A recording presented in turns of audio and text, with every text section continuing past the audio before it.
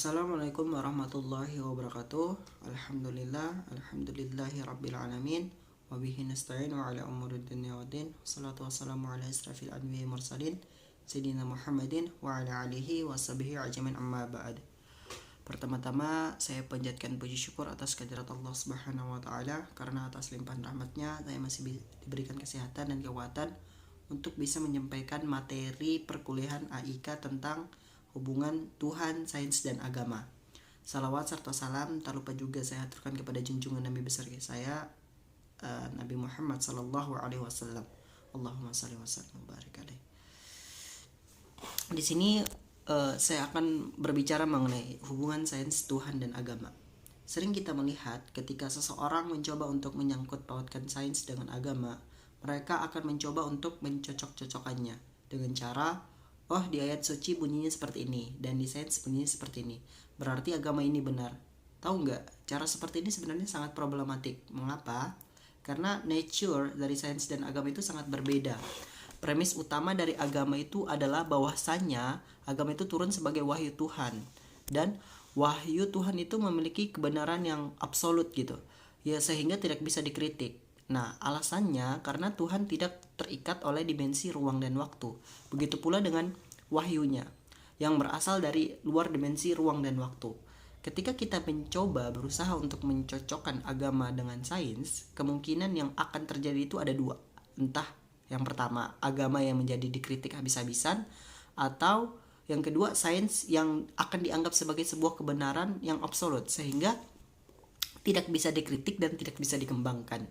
Nah, pada zaman keemasan Islam yang telah kita bahas pada minggu lalu ataupun pertemuan yang lalu, itu sudah dibahas bahwa sains dapat berkembang dengan begitu pesat itu bukan karena mereka hobi mencocokkan ajaran yang tertuang dalam Islam dengan sains, akan tetapi mereka menggunakan sains untuk membantu memecahkan berbagai macam permasalahan yang berkaitan dengan agama. Saya ambil salah satu contohnya. Seperti yang kita ketahui, umat Islam itu diwajibkan untuk sholat 5 waktu, dan ketika sholat mereka diwajibkan untuk menghadap ke arah Ka'bah. Yang jadi pertanyaan, tidak semua orang Islam tinggal di Mekah, dan ada yang tinggal di Persia, ada yang tinggal di daerah Baghdad, serta di penjuru daerah lainnya, ada yang tinggal di Indonesia. Dan ya, yang jadi pertanyaannya, gimana sih cara mereka agar bisa beribadah untuk mengarah ke Ka'bah? Padahal waktu itu teknologi belum berkembang seperti sekarang. Mereka belum mengetahui arah kiblat dengan tepat.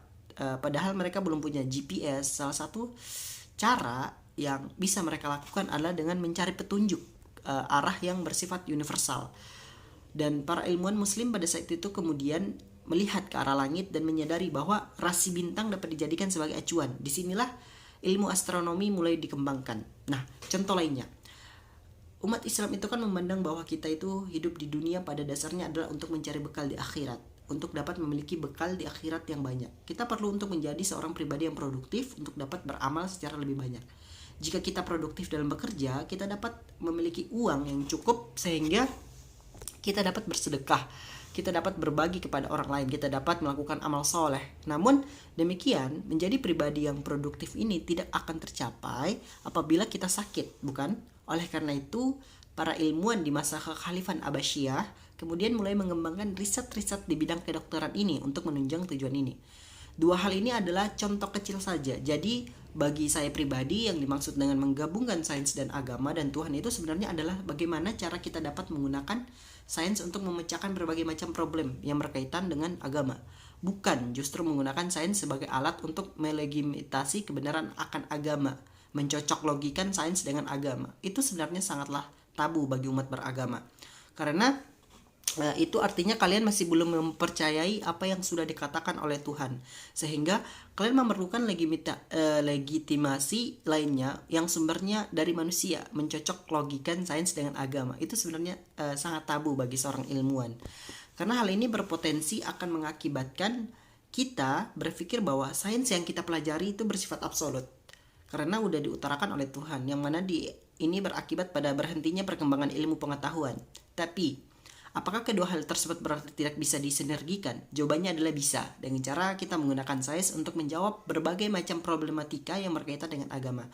Lalu Bagaimana cara yang benar? Kita dapat menilik ini dari sisi sejarah. Sains seringkali menjerumuskan manusia untuk meninggalkan agama dan Tuhan. Nah, pertumbuhan ateisme dan agnoteisme itu di dunia sebagian besar disebabkan oleh pertumbuhan sains. Oleh karena itu, kita sebagai umat yang beragama harus bisa mencari ataupun membenarkan antara sains dan agama itu adalah dua sinergi yang tidak bisa terpisahkan.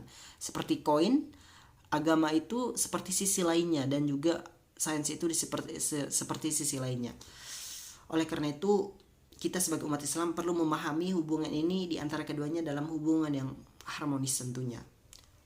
Sekian penyampaian yang dapat saya sampaikan, kurang lebihnya mohon dimaafkan. Wabillahi taufiq wal hidayah. Wassalamualaikum warahmatullahi wabarakatuh.